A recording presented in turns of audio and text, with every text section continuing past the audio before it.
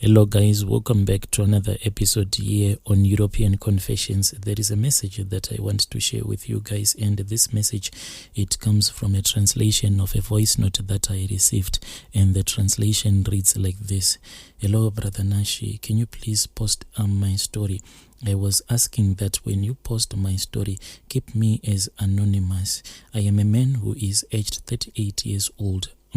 Let me say that I am someone that grew up in church, and I don't even remember any day of my life me not being in church. Even after my own father had decided that in his world there was no longer space for God, he said that in his life God did not exist anymore.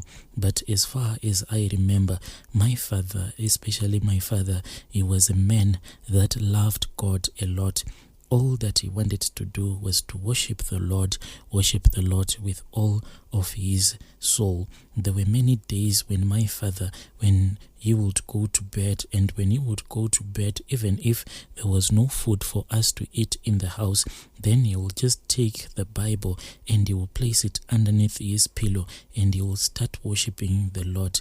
The reason why my father loved to worship the Lord like that, it was because in his life, the history of his life from where he came from, my father was born in a family of magicians here in Zim. Back in those days, it is like now it is no longer popular, but to the people who grew up in the 1980s up until the 1990s in Zim, there were magicians that used to go around, and it was quite very popular. When you would go into town, you would come across such magicians. So I also come from that family of magicians, and ever since I remember, all of my uncles who were my father's brothers, they were all magicians. He also said that his father and his grandfather before him, they were all magicians. They used to do this. They were not traditional healers. They were not spiritualists, but they were just magicians, the ones that were gifted with performing a lot of magic tricks.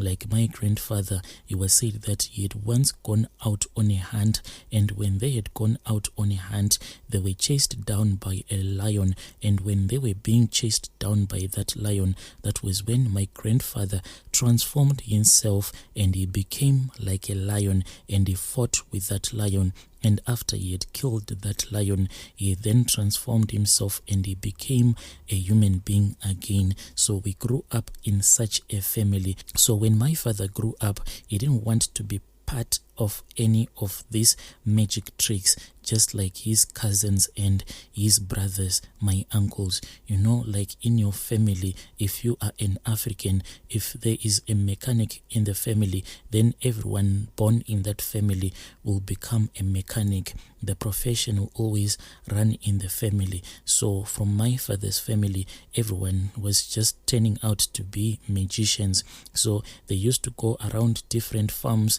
performing a lot of magic tricks, and they would go around different towns here in Zim performing those magic tricks. Some of them, they will be on trains, moving from one train to another, performing their magic tricks. But my father, he never wanted to be part of that. When my father grew up, that was when he came to Harare and he started working for this other white man. Then he was taken to a church, the church that he used to attend. It was a Methodist church.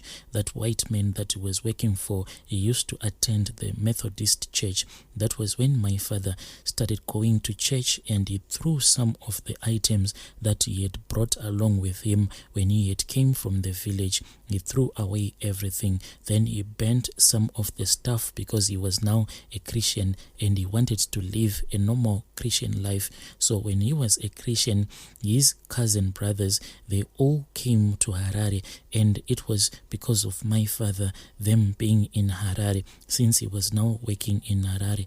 So Brother Nashi, the story that I am going to tell you, people that come from Zim, they are going to recognize the kind of magic that my uncles used to perform. So in Harare, there used to be men that would go around different schools, and the way that they used to do it, these magicians, they would go especially to primary schools here and there. They would go to some secondary schools where they will be doing these magic tricks. And there was this very famous magic trick that my uncles used to perform. So what they will do is that they will make sure that all of the students will be sitting down with their teachers. Then my uncles will be standing in front of the students. Then they will say that the food that they were going to make to appear out of nowhere, the food will be like sweets, everything from the shops that kids love, like chips and sweets and all of these things. After they had performed the trick, everything will just appear. There will be a lot of food that will be just appearing out of nowhere. So what people did not know is that at the moment when they will be performing those magic tricks, the goblins will be running around collecting food from different shops, sweets and chips. Then the goblins will then bring those items into that hole or at the place where my uncles will be performing their magic tricks. These goblins, let me say in our country we call it chikwambo, some they say it is a tokoloshi. That was what they used to use when they will be performing their magic tricks. The spirit of those goblins were the ones that were behind their powers. So these goblins, Brother Nashi, before my uncle would start to perform their magic tricks, so these goblins, what they would do is that they won't close your physical eyes, but what they would do is that they will run around and they will close your spiritual eyes. And once your spiritual eyes have been closed, then the magic will then start to control whatever you will see. Everything that he wants you to see, that is what you will end up seeing. That is why they didn't want anyone who had a disability, like someone who had a single eye or one who had short sighted or one who was short-sighted. They didn't want those people to be around when they will be performing their magic tricks, because it is very difficult to control such a person that has that kind of a disability. So growing up, my father and his brothers, they were all taught by our grandfather how to take care of these goblins.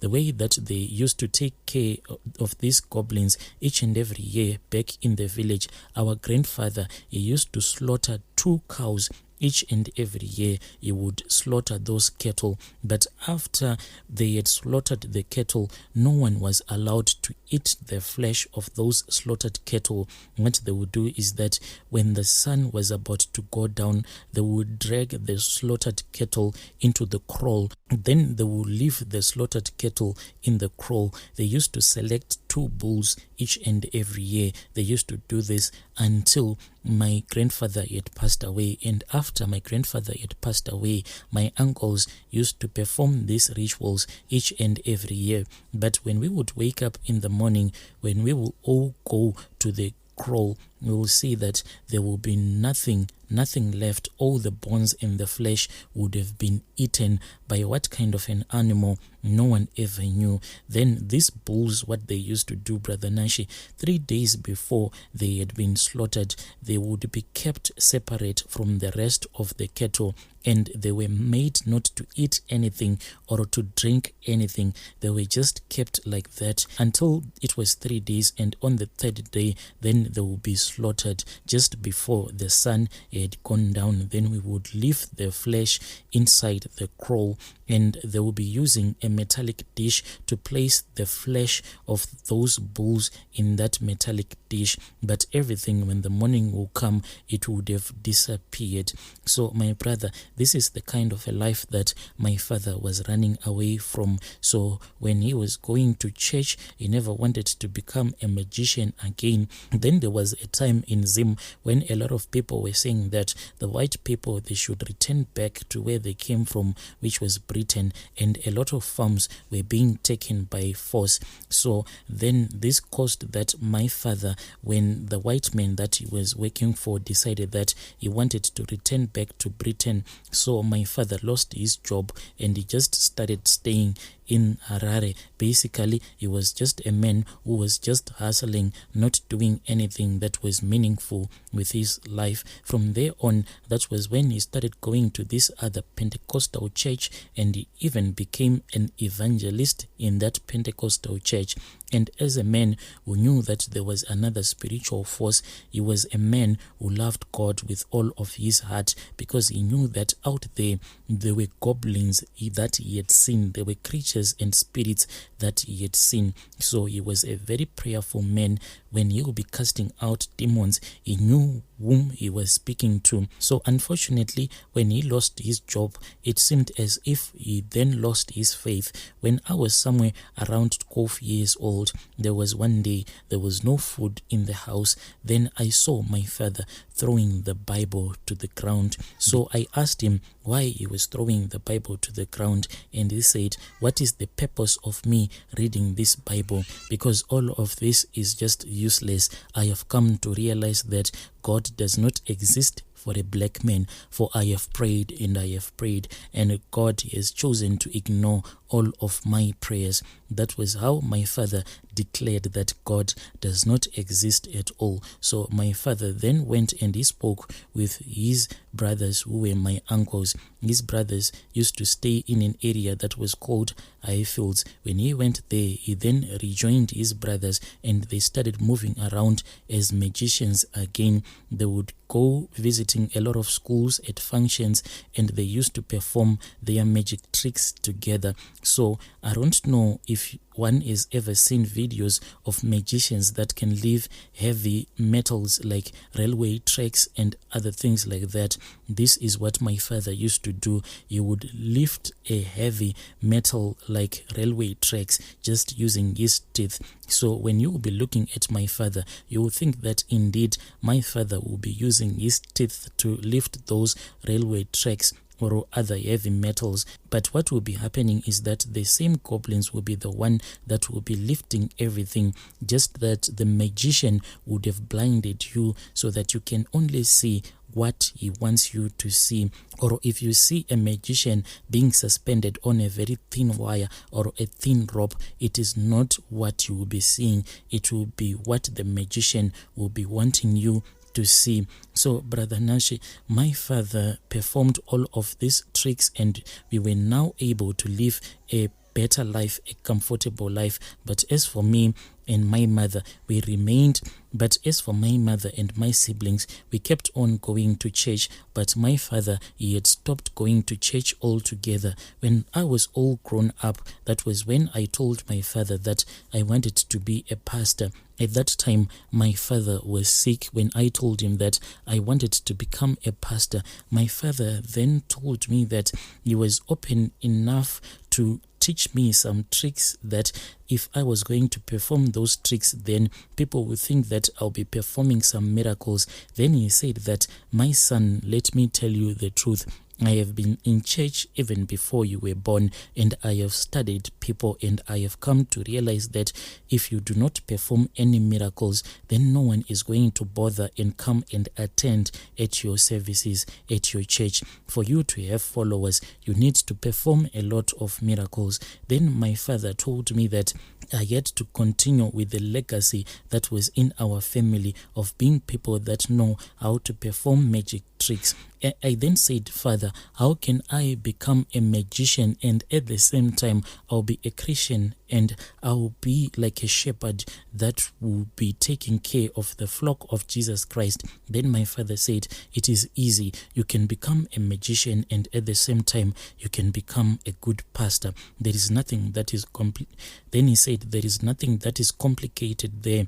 All of it is just spiritual. The only difference is that you would be drawing your powers from a different source." That is how I became a magician, and still I graduated as a pastor. I still follow our tradition. The tradition that is in our family is that we no longer sacrifice or slaughter these 2 bulls each and every year. But what we do is that we can slaughter chickens or goats, but we have to do it each and every year. So each and every year I find myself traveling back to the village where my father and the rest of our family comes from. Then we perform these rituals. After we have slaughtered the goats and the chicken, we go and we leave the meat in the cattle kraal. Then early in the morning we will go there as a family. Then we'll just see that everything would have been eaten up by what kind of a creature we do not even know. So my father told me that if you can drain each and every single drop of blood that is in your body, then from there on I'll give you the go ahead to say that you have cut yourself off from our family. But as long as the blood that flows in your veins is the same blood that flowed in the veins of your ancestors that were magicians, then you will never be able to cut yourself off from our lineage. So my brother, I am a man who can perform not very magnificent or big miracles. I just perform your regular miracles, and these magic tricks that I can perform, most of them is like if I can blow into the mic, then everyone that will be in church, they can just fall to the ground. Then they will start acting as if they have been possessed by a demon. But all of this, it is just a magic trick. I am not a very big pastor. I chose not to become big because I wanted to keep my privacy. Oh, dear listeners, right there was a message that was sent to me as a WhatsApp voice note by our dear brother, and we had to give you this translation.